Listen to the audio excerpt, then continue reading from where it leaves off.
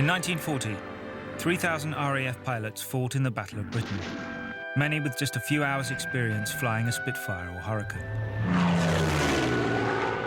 In this series, 4 young pilots are competing for the chance to be trained as a Battle of Britain pilot. After a week flying on Tiger Moths, only 2 now survive. They will now battle for the ultimate prize: 9 hours at the controls of a real World War II Spitfire.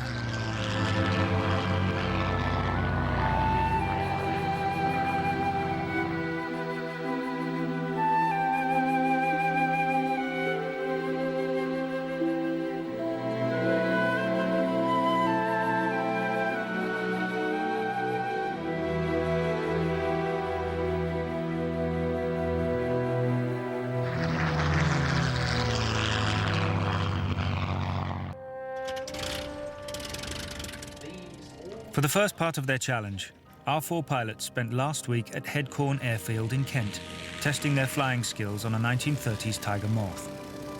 Exactly the aircraft many of the Battle of Britain veterans used for their basic training before the war.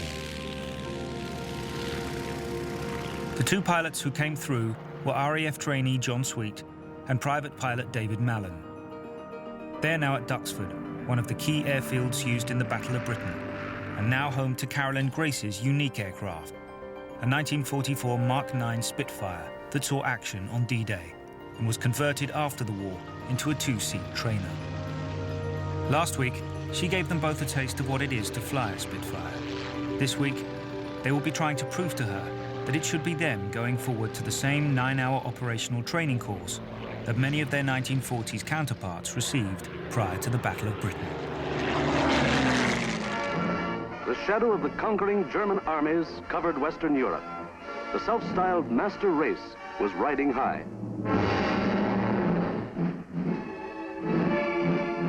Back in May 1940, British pilots were about to find themselves on the front line. Hitler's armies had swept across the continent. Britain's turn was next. 3,000 fighter pilots were all that stood in the way. Their job would be to stop the Luftwaffe in its tracks.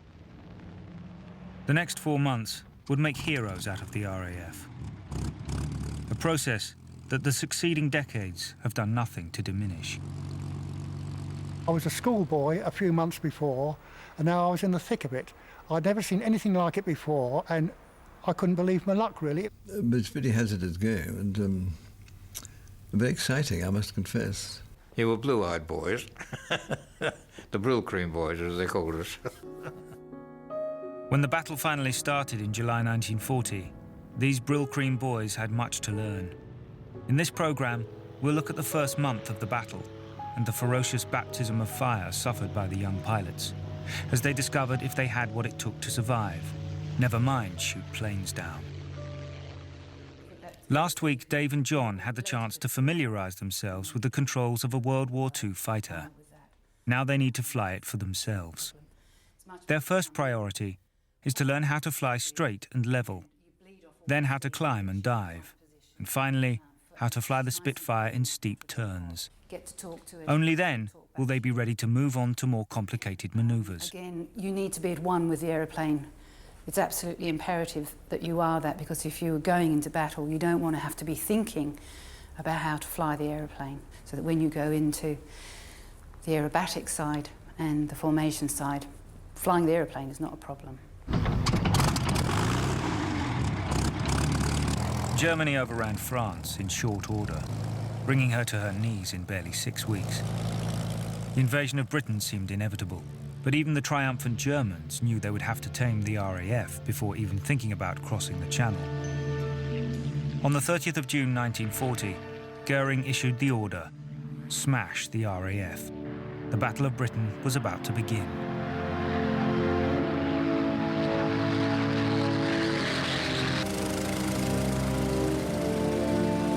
Pre-war RAF pilots had had months flying their Hurricanes and Spitfires, notching up hundreds of hours in training. But there were far too few of them, so new pilots were given crash courses, joining their squadrons often with less than 10 hours at the controls of a fighter. The same amount of training that our 2 pilots are competing for. They were all, without exception, very, very young. Okay, you have control. I have control. Within 10 months of leaving school, raising my hat to the headmaster, within 10 months I was in the Spitfire Squadron. Imagine passing your driving test, being allowed to drive for a few days, and then enter for a Grand Prix race against the best drivers in the world on a racing circuit. And by the way, if you lose, you'll probably be crippled or dead. So you better learn fast. That's about the size of the challenge that these kids, and they were kids, we're talking about 18, 19, 20-year-olds, faced in the summer of 1940. With the training, it's learning to fly the aircraft. I imagine most of the actual skills in the fighting is learned once you got sent to a squadron, and speaking to the experienced pilots there, you would learn tricks. Bring it back down to 2400 because I got plus 4. Okay. Slightly cooled down. I'm going to put the main tank off now. Knees out the way. At 1500 feet. Good look out, and the gear is definitely up. The attacks began in early July 1940. First came nuisance raids designed to probe British defences, while the main German attacks were directed at Channel shipping. The plan was to destroy valuable convoys and to draw the RAF up into the air, where the Luftwaffe was convinced they would make easy prey for their Messerschmitts. The first major clashes occurred on the 10th of July. Battle had been joined.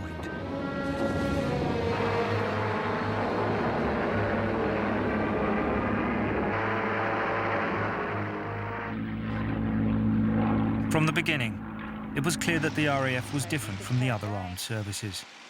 Fighter pilots knew they were an elite and revelled in it. But it was an elite built on ability, not just social background. Fighter Command drew its pilots from a wide variety of men. The image of the fighter pilot on the British side is of a rather languid public schoolboy, and doesn't care about discipline very much, and doesn't take his job terribly seriously, but manages to shoot down hordes of German aircraft because of his innate superiority in breeding. But Fighter Command, in fact, was much more diverse than that. About 1/3 were sons of tradesmen, of butchers, of farmers from Manchester and Liverpool, as well as from rural Gloucestershire and Sussex. And so the class barriers, which were endemic in British society at the time, actually began to break down rather faster in the RAF under the pressures of combat than they did in civilian society as a whole. But what was more important than the variety in their backgrounds was the strength of their common purpose. We tend to forget how young they were, often at 18, 19, early 20s. So they're driven, they're energetic, they're enthusiastic.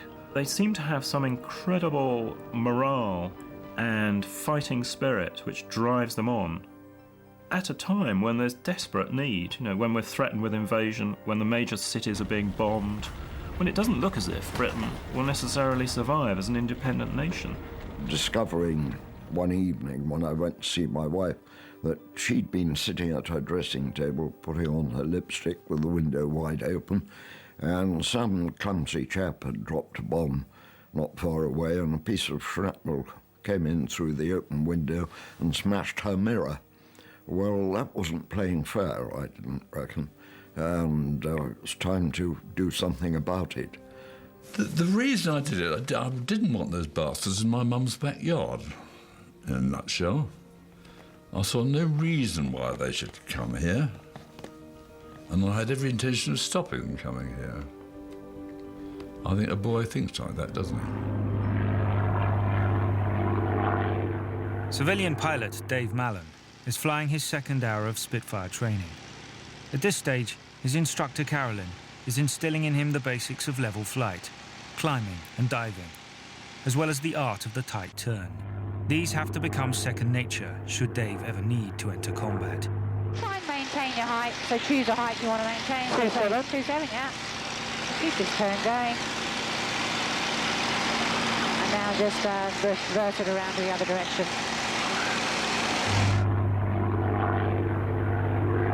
No problem. And reverse it back the other way.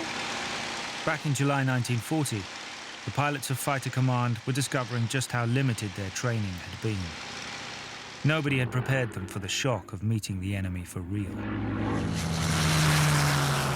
When I looked over to my right, I saw some aeroplanes with swastikas on them, or crosses they were from that position, flying below there. And I called up and I said, oh, I can see some aircraft down there with crosses on. And my leader said, that's a bloody enemy, you fool.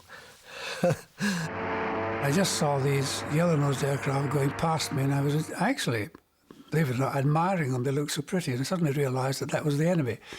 So I started firing at them. By that time, someone had got onto my tail, and that was the end of my first encounter. They shot me down. The yellow-nosed Messerschmitt 109 was the mainstay of the Luftwaffe fighter force and a formidable opponent.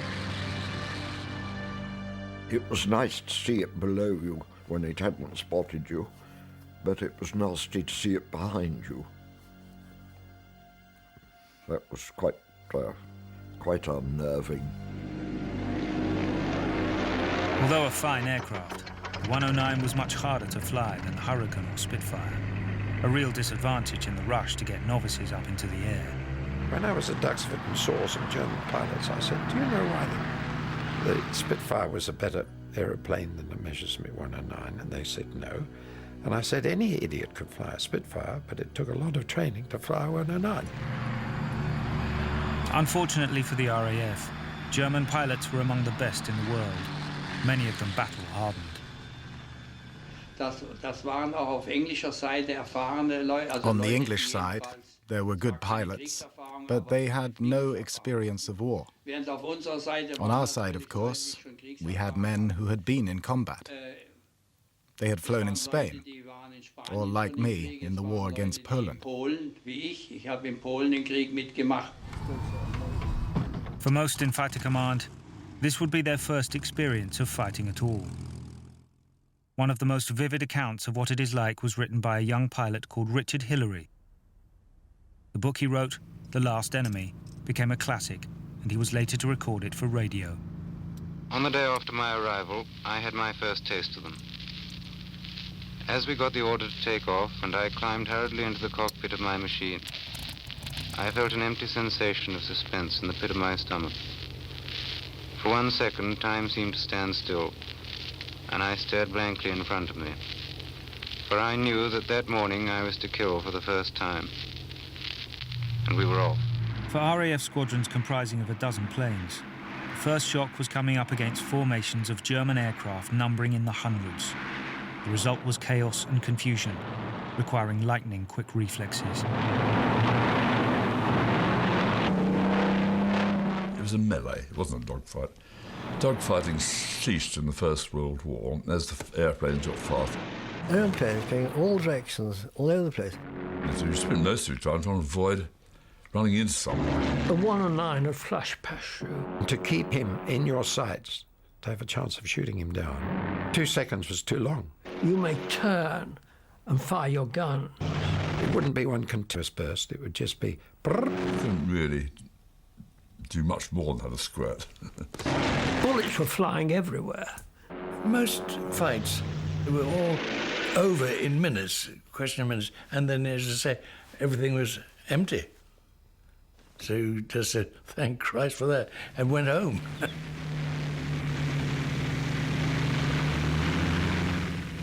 You can have bullet holes when you get back, and you can say, oh, good God, where did those come from? In fact, I picked up a spent bullet from the bottom of the cockpit once, and no idea where it came from. We hear a lot in modern wars about friendly fire, and it was rife during the Battle of Britain. My examination of the records suggests that there were no less than 36 British aircraft shot down by their own side. I'm quite sure it was another Spitfire that did me in, because I saw this other aircraft and I turned to display my wing plan, which was the obvious one because the 109s had straight-edged wings, cut off at the tip. The Spitfire had this elliptical wing, so that was an instant recognition for him, so I let him see it. But that was too late, and he'd shot off his bolt and it hit me in the petrol tank. When you think of the speed at which events are occurring, if you think of the confusion of a dogfight, if you think that all you've probably got to go on is a glimpse of a silhouette, what are you going to do? Are you going to open fire or are you not going to open fire? Well, quite a lot of the time they open fire, and a lot of the time they actually hit them. The only thing to be done was get out of the barbecue as quickly as possible. The flames were coming out and sort of burning off my uniform and a bit of me in the process. And the next thing I knew, I was floating down through the air without an aircraft. Other pilots were luckier. On their very first sorties, they found themselves shooting down enemy planes as if by accident. We were flying along in formation and saw a lot of black specks, which I thought was oil on the windscreen. They turned out to be 109s coming in the opposite direction. And one of them passed over my head by about 20 feet or so. You could see the oil streaks, I vividly remember, under his engine and almost count the rivets. I fired at him, and to my great surprise, he caught fire. And I was a bit horrified. Gosh, how did I do that? So on my first sortie, I shot down 2 aircraft without knowing what was happening in the sky about me, why it was happening, or who was doing what to whom. I should have been shot down and killed myself. We ran into them at 18,000 feet, 20 yellow-nosed Messerschmitt 109s, about 100 feet above us. And as they came down on us, we went into line astern and turned head on to them. I kicked the rudder to the left to get him at right angles, turned the gun button to fire, and let go in a 4-second burst with full deflection. He came right through my sights, and I saw the tracer from all 8 guns thud home. For a second, he seemed to hang motionless. A jet of red flame shot upwards, and he spun into the ground. It had happened. I realized then that I had felt neither pity nor sorrow for that man. If I were to die, I asked nothing better than to go the same way. The controls of the Spitfire are very simple, especially compared to a modern aircraft. The first thing we come to is the control column, and the top of this control column is a lovely spade stick, and we use this to roll the aircraft to the right using our ailerons, and then to pitch the aircraft nose down to dive we push forward, which uses our elevators at the rear of the aircraft. However, if we were to use the controls this roughly in flight, we wouldn't be in for a nice time. Generally it's just very gentle like that and nose up. And then to left, it's almost, you've got to think to go left, and then just a tiniest little bit like that will gently bring us round to the left, and again to the right. It's very, very gentle. We have our altimeter, which shows us our altitude, and we have our airspeed indicator, which on this aircraft runs around twice to 350 knots. We also have, for the fighter pilot, we have the guns, which you press there, or the cannons. If the pilot was in a position where he definitely needed the kill, and he was very sure he was going to get the kill, he'd be able to unload both. Most Spitfires didn't get cannons until after the Battle of Britain. In 1940, they were equipped with 8 machine guns, 4 in each wing. This was potent firepower, except for the fact that few pilots were ever actually trained in how to really use them. We were given 20 rounds per gun each and told to go farther into the North Sea. Well, you couldn't really miss the North Sea. And that's the only gunnery we did. A skilled pilot, who is also a marksman, is thinking entirely about how he's going to control this machine as part of himself, as if he's swinging a shotgun in the sky. And instead of tracking an aircraft by moving the gun around, he's actually using the controls to do the same thing, because essentially what he is doing is using it to point in the direction he needs to get the right shot to deliver some deadly blows. You've got to aim your guns, ahead of the enemy aircraft in order to shoot it down, as following a pheasant that I had done, bringing a gun through the pheasant. You don't shoot at it, you shoot somewhere over here. It's extremely unnatural. Either it's 109s or pheasants. Pheasants is safer. These machine guns didn't just fire straight ahead, but were placed at a slight angle to make the bullets converge at the point calculated to cause maximum damage. Guns of a Spitfire were harmonised at 250 yards, so you get the strongest bullet group at 250 yards. You get a spread of about 3 feet across. If you are at that point and the fighter fires at you, that's curtain for you, completely. Because of the mass of bullets all together in one lump. However, experienced pilots thought 250 yards was too far away and had their guns synchronized even closer.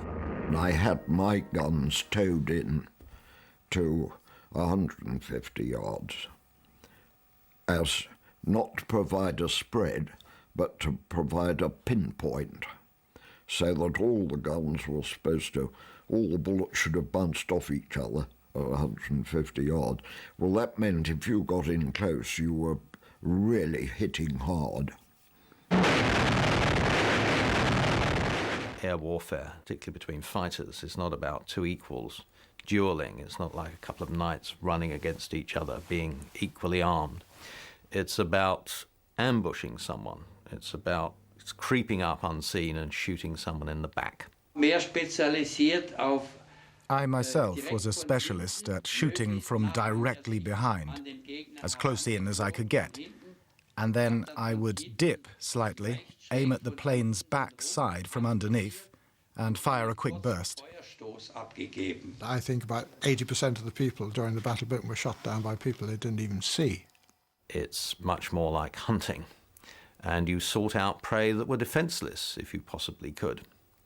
So it wasn't very romantic at all, in fact. So that would be the challenge faced by Dave and John with their handful of hours training. Would they be the hunter, or would they be the hunted? I'm getting better, Dave. Practice makes perfect.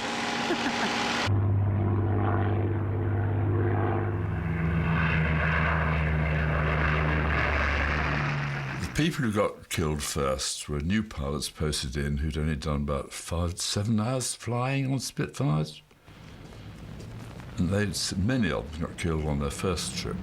It was sad to think we were strapping a man or a young man in the cockpit, younger than one yourself, and sending him up to fight experienced pilots like Galland and that, you know, the Germans.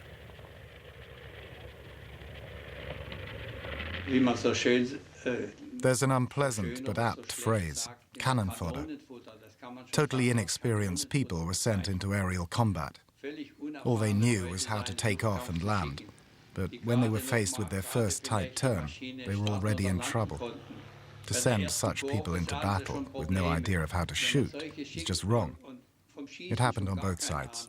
And it's a tragedy that they were ever sent up there just to be shot down. One American study has calculated that most people only have a 50-50 chance of getting through each of their first 5 combats, but that if they do, their chances of survival rise by a factor of 10, 20 or more. So for our trainee pilots, life would have been brutally simple. Learn as much as you could in 9 hours of Spitfire training, and then hope you can make it through those first vital hours. Carolyn has decided to show Dave and John what the Spitfire can do in the hands of an expert. Whoa. A bit of rudder. Keep the turn going. Combat flying puts enormous demands on the human body, something our pilots need to experience for themselves. The greatest strain is the pressure of G-force when twisting and diving violently, which at their worst can make you lose consciousness, called blacking out. Well, I wasn't a good enough or experienced pilot at the time to develop any aerodynamic tricks to avoid being shot down. But what I had to my advantage is I could pull aircraft round in a very tight turn and take very strong G-forces. Now, this was possibly due to my being short, because your stomach muscles stop the blood flowing from your head, and when it does, of course, you pass out.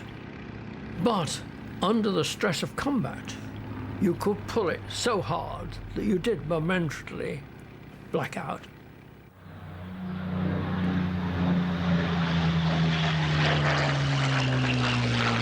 You get any blacking out? No, not at all, no. In a Spitfire, you could get pretty heavy G coming out at, say, 450 miles an hour in a very steep dive, and you were pulling out. Or if you were in a sharp turn in a dogfight, you could black yourself out as easy as anything. Oh, every time. Every day in combat. Oh, yeah. Clean as a whistle. I used to start to go just after 5G. You could feel the blood draining out of your brain, and you got very fuzzy and eventually went unconscious. But you learned to control this to some extent. A good trick, put your head on your shoulder, and that stopped the direct flow of blood from your head down into your body, and also constricted the arteries and veins somewhat, all of which was a help. You used to grey out initially. It was sort of, with me, I don't know if it varied with people, but me used to grey out like that and come in, and then you go black.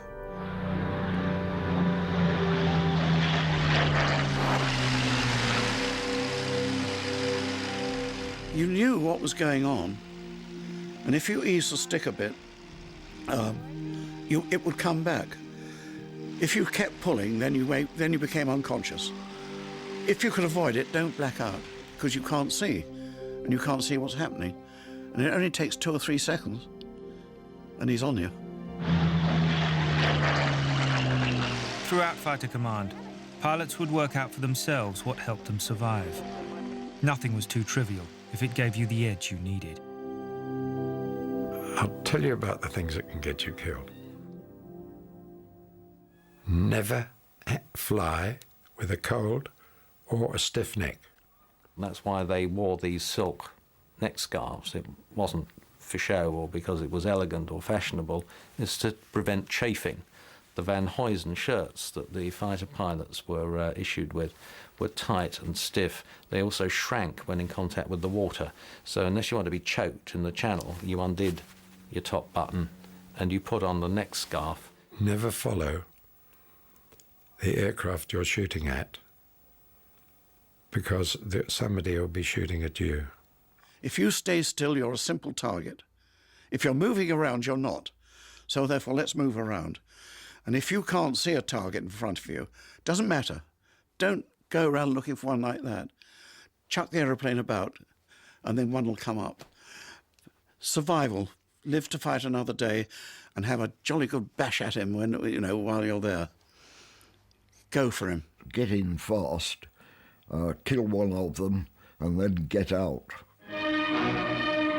For the Germans, the Battle of Britain was simply phase 2 in their lightning war to create a European empire. But as well as defeating Britain, they were also driven by conquest on a personal level, and the medals that went with it. The Germans are motivated much more by the feeling that they're engaged in some form of dangerous sport. You get the sporting analogies constantly in German correspondence, and what their main concern is how well their unit is doing against other units in terms of shooting down British aircraft. Who's got the best score? During the Battle of Britain, I was awarded this Knight's Cross for shooting down 20 aircraft. It was a great honour. People respected you wherever you went. People would say, full of admiration, "Look, he has the Knight's Cross." It was something quite special at the time.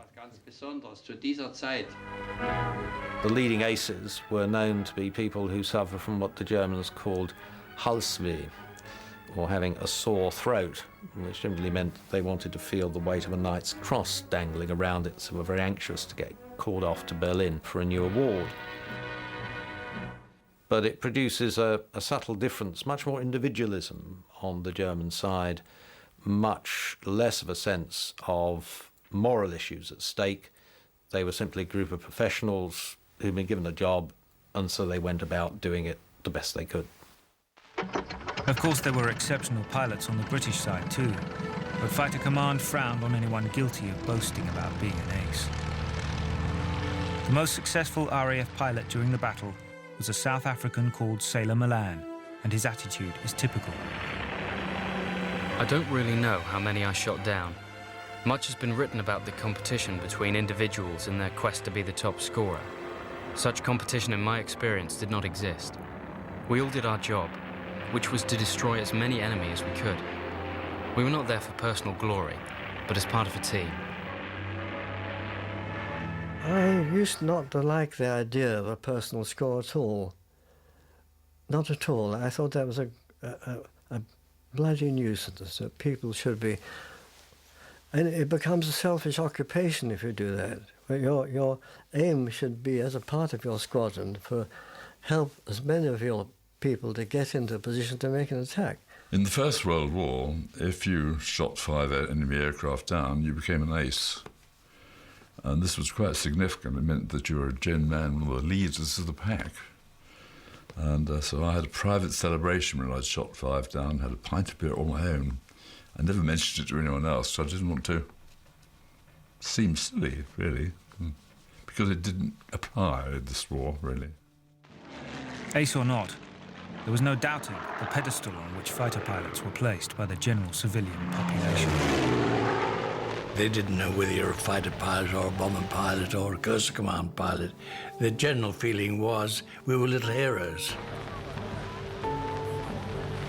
Well, I suppose in a way we were lucky. We weren't like a poor soldier in a slip trench and the rain and all the rest of it. We fought hard during the day, and those that were left at the end of the day had an English pub to go to, which we'd done in peacetime. You talk to English locals. It's difficult for anybody to understand. You went from one extreme to the other. 1 minute fighting for your life, next minute having a game of darts. Double top, you know. So we became rather sort of jolly chaps, you know. Let's have another beer, you know. Let's go after girls. My new girlfriend at the time was Barbara, which lasted forever because we're now married. And this is when I first met her. She was a very keen sailor. That was the oddest thing, to be in a punt in the afternoon and looking up at the sky and thinking, well, a couple of hours ago I was fighting the bloody enemy up there. Most extraordinary feeling. Well done this morning. They were nice having the slightly longer sorties. Having mastered the basic Spitfire handling, Carolyn is now moving on to skills John and Dave would need if they were to enter combat. Then we'll do a simulated engine failure, and I'll do it and just show you. You see how much the speed drops off. She's quite nice. Learning about engine failures and glide speeds are essential. Many pilots had to land badly damaged planes. But trim the aeroplane to fly, trim the rudder, and trim the elevator to fly slightly, a little bit. It's easy for our pilots to forget what they were being trained to do. Kill other young men much like themselves. Well, you'll have to go back to 1937, 36, 37. I used to go to Germany as a boy. I loved them, I really did. I was tremendously impressed by the Germans. Lots of aeroplanes in the sky, which tremendously impressive to a chap aged 17, 16, 17. So that when I fought the chaps in fighters and bombers, they were the same chaps that I met on the ground in Germany. I had no animosity. And the ones we'd shot down and met as captives and very charming fellows. There was no bad feelings, and I don't think any of the pilots had any bad feelings, because the bloke in that thing with crosses on was only doing the same job as they were for another firm.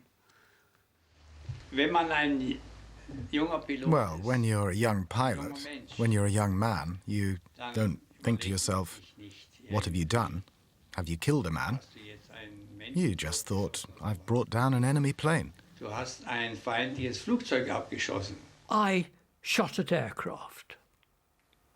I didn't shoot at people.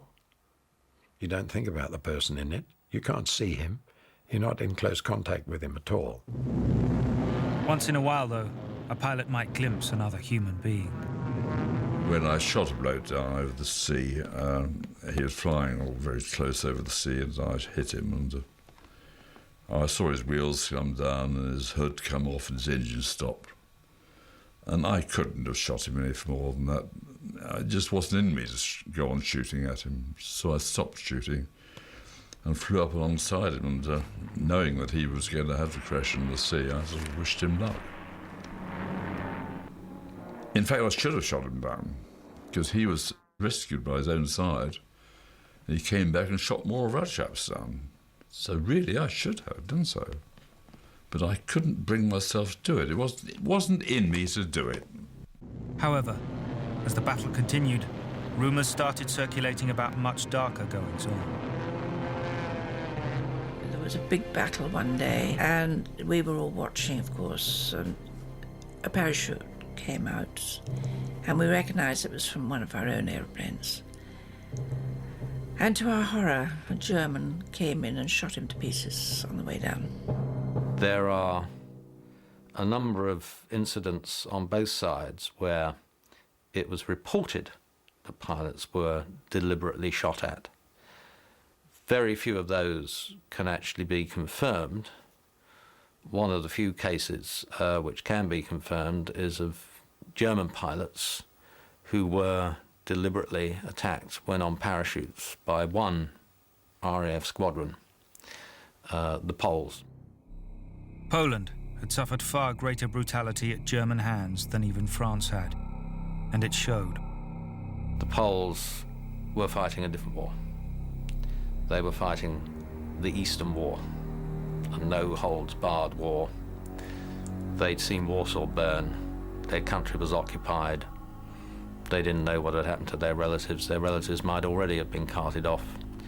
And whilst the British were out to shoot down aeroplanes, the Poles were out to kill Germans. And whether they were in the aeroplanes or out of them was neither here nor there to them. Well, we were very united. We just hated the enemy, and then all we wanted is to get at him and shoot him. The two pilots I think a lot of us had more respect for than anybody else were both Poles, Joe Klein and Slagowski. When nobody else would fly, they wanted to. And at Middle Wallop one day, it was a pea souper, the birds were walking.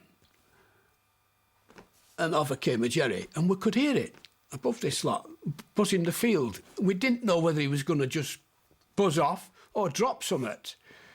And these two Poles were out and into the cockpit, screaming and shouting at the CO to let him go. No, no, no. And off he went back inside to the ground crew, away, and off they went into this fog. They hadn't gone 10 yards, they disappeared.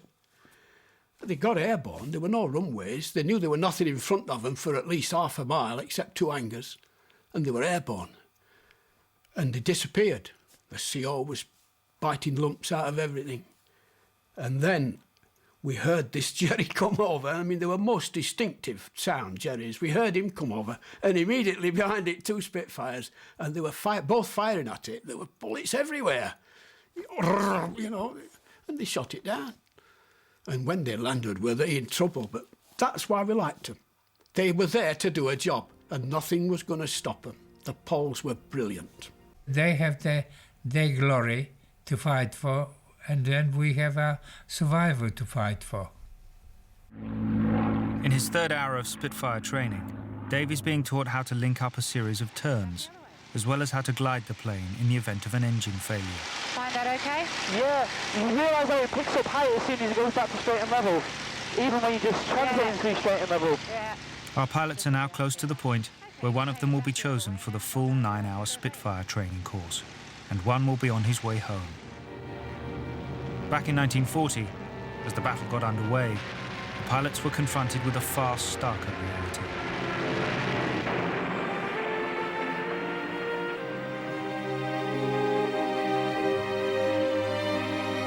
As the July air fighting over the Channel intensified, it became clear just what the odds facing the pilots were. 1 in 6 of them would be killed. Russian roulette odds. In the morning, you'd all have breakfast together. And you know quite well you wouldn't all be having supper that night together. That was very, very sad. I have a photograph of Sammy Hogg, and that's Pat Learmont. My best friends, really, I suppose. Sad to say, they were both killed in the first few months of the war. And because they are silhouettes, it seems to be an omen of the future in some way. And it was heartrending. The second day that we were in operation, the whole of B Flight was shot down. They weren't all killed, fortunately. There were only 2 of them killed. But you were constantly aware of what might happen. It's a strange thing to look back on it and think, well, why didn't we grieve more for the chaps that were missing? And you never knew whether they'd been killed or whether they'd jumped out or whether they'd crash landed. And by the time the news came through that they had been killed, so much had happened in between that it had no effect on you whatsoever. None. We had one new wife, the famous case where she came and camped outside the airfield for a month after her husband was shot down, and she never believed he wouldn't come back, but he didn't. His body was washed up and he was buried with military honours and so on.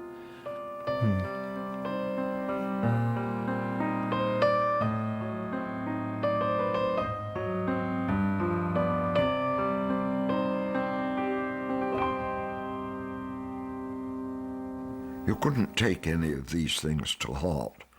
I mean, the sort of ideas, the stories you heard of First World War Royal Flying Corps days when they set an empty place at the table, sort of thing, for the chap who was missing.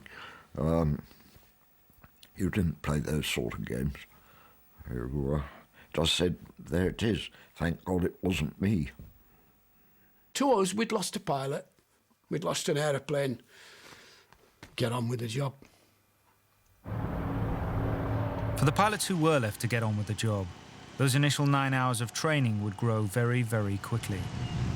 Pilots were on duty from dawn till dusk.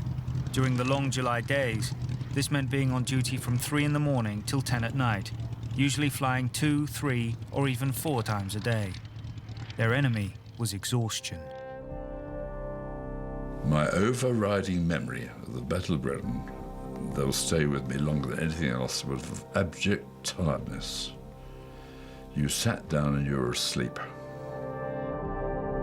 I slept through a bombing raid on the airfield and the anti-aircraft fire against the German bombers, and didn't realise anything until I was wakened up in the morning and looked out of the window and saw this line of bomb craters across the garden outside the mess. The one thing that would cut through this exhaustion was the adrenaline brought on by their other constant companion, fear. Good gracious me, of course we're frightened, if that's the right word to use. But you know, when you jump in that airplane and start that Merlin engine and there's a big roar and a bang and off you go, you haven't the time to be frightened. You can't go up there and fight for your life if you're terrified. You can't do anything if you're terrified. You can't even go gardening. If you're terrified, you can't be terrified. No, apprehensive, yes. The worst time was waiting, sitting on the ground waiting. As soon as the alarm went, that was it, rush to your aircraft. One of my pilots used to pause on the way, be violently sick on the grass, and then climb into his aircraft, and we were off. That's how it affected him. We didn't fear death. We accepted that it could happen.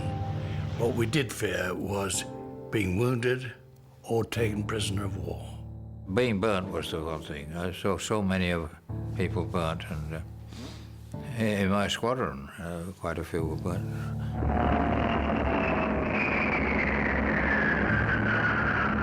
It's never going to happen to you. That is what you live with. Because I think if you lived with anything else and you were thought, God, I'm frightened, I'm going to do this, you couldn't work it out. You couldn't live with it. It's never going to happen to you. But of course it did happen. It happened to the 600 fighter pilots who died in the battle, to the hundreds more who were wounded and burned, and to the lovers and wives, and to the families who lost their sons. What a waste of lives, money and time. You just go out there and drop bombs on a factory, killing people, for what? I can remember sitting in the bath and floods of tears for a great friend of mine had gone. And it still bothers me.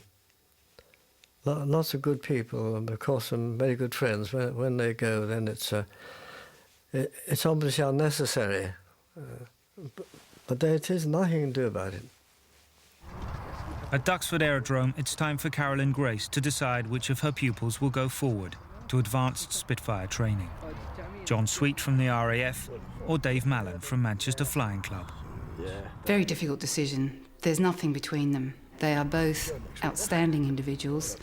After the first flight with both of them, I decided to do a points system because it's the only objective way of actually coming up with a clear decision.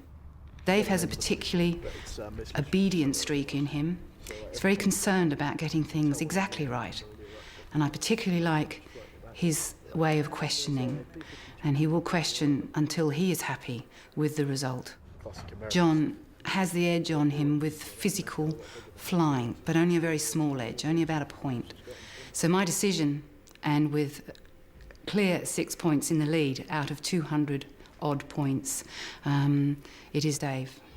I think that Dave will be the one that will always bring the aeroplane back and always just come back, land and go into the squadron bar and say, oh, well done, chaps. He's very much a squadron pilot, so that's what I feel. Yeah, I've had 3 hours in the Spitfire now, and it was fantastic fun. I'll probably never experience anything like it again, but it was really worthwhile, even just for the 3 hours. It was fantastic. Very pleased with myself. I'm going to have a few more hours on this lovely aircraft, which I've been really, really enjoying myself on. It's going to be excellent. I'm really looking forward to it. Next week, Dave Mallon flies the Spitfire into the front line and learns about command and control. Britain had the right planes and the right pilots, but to win the Battle of Britain needed something else. A system to put the men and machines into the right place at the right time.